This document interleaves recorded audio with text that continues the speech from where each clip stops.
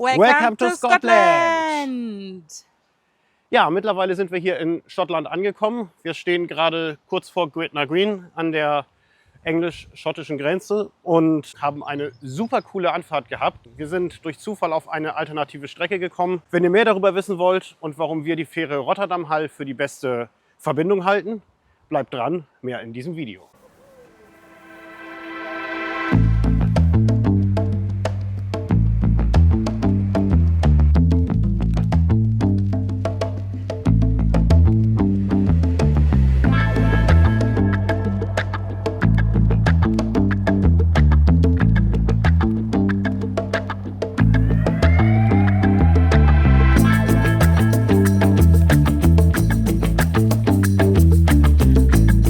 Schönen guten Morgen. Wir sind hier in Vlaardingen, unser erster Zwischenstopp auf dem Weg nach Schottland. Das ist ein Vorort kurz vor Rotterdam. Und da die Fähre erst heute Abend geht, gehen wir jetzt noch mal eben mit der S-Bahn nach Rotterdam rein und gucken uns die Stadt an.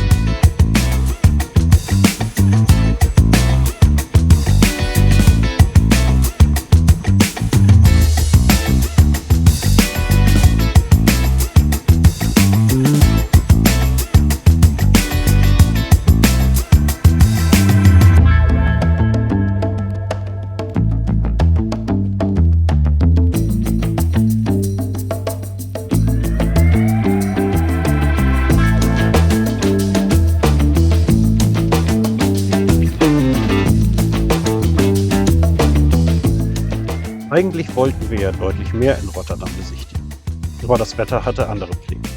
Und so beschränken wir uns auf die Markthalle, die für schlechtes Wetter ein idealer Anlaufpunkt ist. Ganz besonders beeindruckend sind die psychedelisch anmutenden Bilder an der Hallendecke.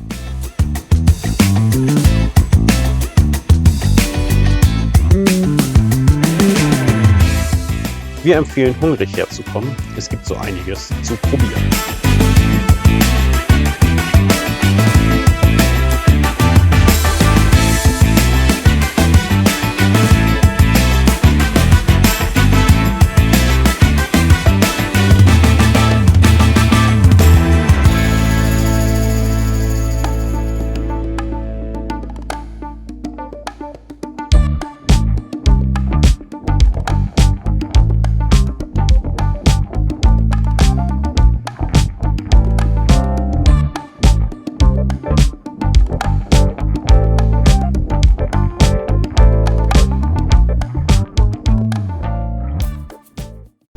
So, mittlerweile sind wir vom Rotterdam Stadtbummel zurück. Kleiner Spoiler, Einkaufen ist in der Gegend hier mit größeren Fahrzeugen mit Vorsicht zu genießen.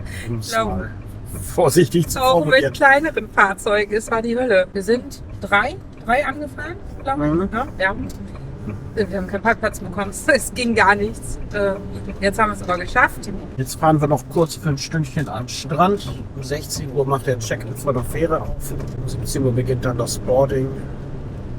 Ja, der Regen hat uns jetzt komplett eingeholt, wie man da vorne sieht. Die Rotorblätter verschwinden schon oben in den Wolken. Es ist richtig schlimmes Wetter und der Wind ist auch ähnlich. Und man muss dazu sagen, ich bin eine absolute Wasserratte, aber ich bin nicht schifffest. Kleine, schnelle, alles was Speed hat, kein Problem. Alles was größer ist und rollt, ist totaler Abriss bei mir. Dementsprechend beobachte ich das Wetter jetzt gerade sehr, sehr zweifelnd. Ich weiß noch nicht, wie ich die Nacht überstehen soll. Ja, jetzt sind wir hier alleine.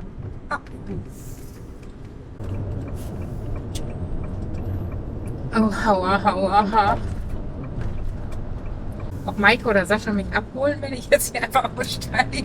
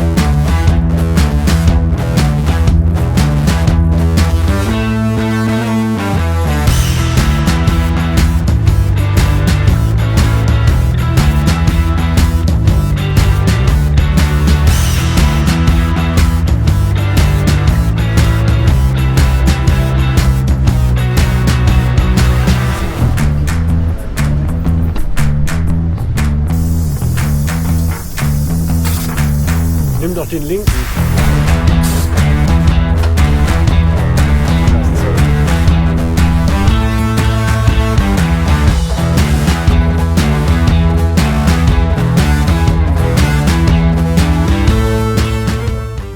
Here we go.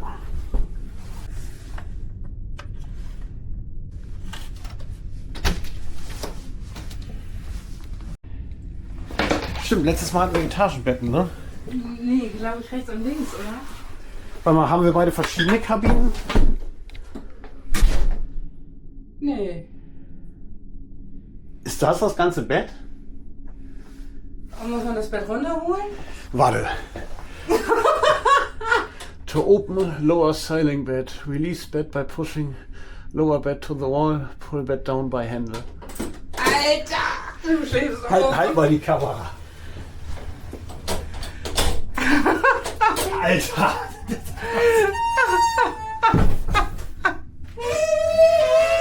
Oh mein Gott! Aber mit Sicherung. Die Pride of Hull ist übrigens mit 215 Meter Länge und 36 Meter Breite eine der größten Fähren Europas.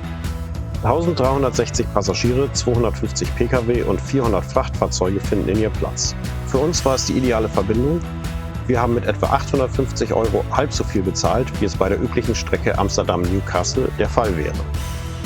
Beeindruckend sind zudem die Annehmlichkeiten an Bord von verschiedenen Restaurants über Kinos bis hin zur Showlounge über 2 Etagen. Hallo! Wir sind jetzt mittlerweile auf der Fähre angekommen. Ich stehe noch senkrecht, wie ihr seht. Also, auch wenn das Wetter nicht gut ist, mir geht's noch gut. Ich wundere mich selber. Ja, wir haben einen richtig schlecht Wettereinbruch hier gehabt. Mittlerweile Schaumkronen auf den Wellen, Windstärke 5.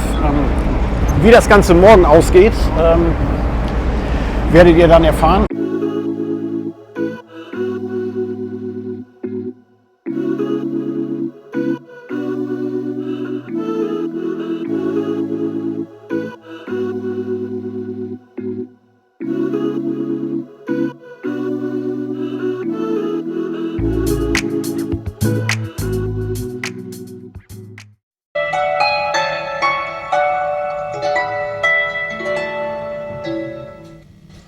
Good morning, ladies and gentlemen.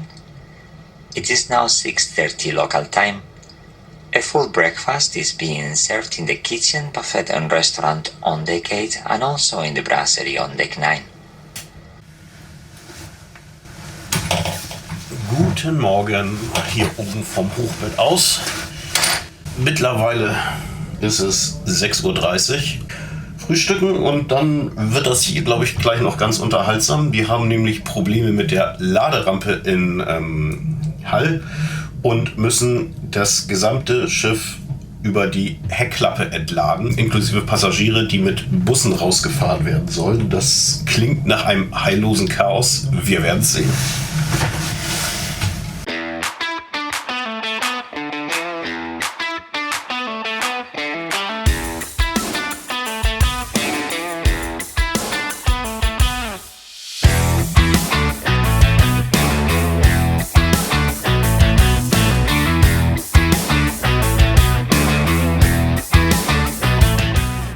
Seekrank ist Nicole übrigens nicht geworden. Die Cocktails schienen eine wohltuende Wirkung gehabt zu haben.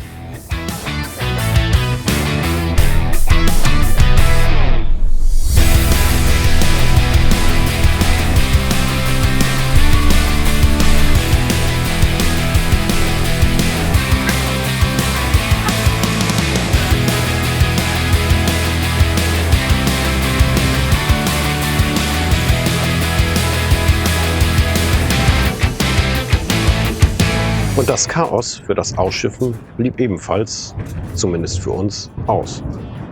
Wir waren so ziemlich die Ersten, die von Bord fahren konnten.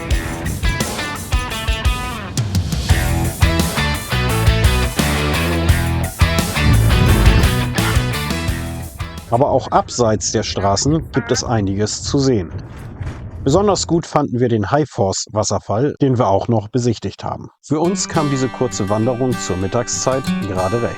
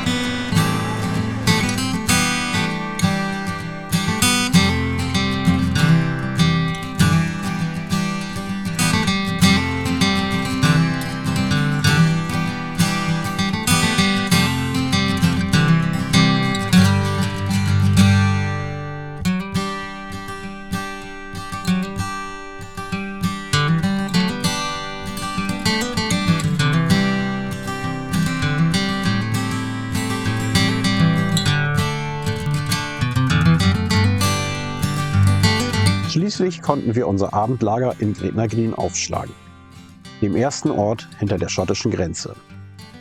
Gretna Green wurde im 18. Jahrhundert zur Anlaufstelle aller heiratswilligen englischen Paare, konnte man sich jedoch nach dem etwas lascheren schottischen Recht trauen lassen. Dies war hier bereits ab 16 möglich und, viel wichtiger, ohne Einverständnis der Eltern, insbesondere des Brautvaters. Und so ranken sich um diesen Ort wilde Geschichten, einschließlich in letzter Minute auftauchender, vor Wut schäumender Brautväter. Einige sollen auch just eine Minute zu spät gewesen sein. Und so zieht heute noch die alte Schmiede mit Souvenirläden und Co. Hochzeitsfans aus aller Welt an. Die weitere Reise führte uns über Glasgow und die Highlands von Aviemore zum Delfinwatching nach Inverness. Aber das erfahrt ihr im nächsten Video.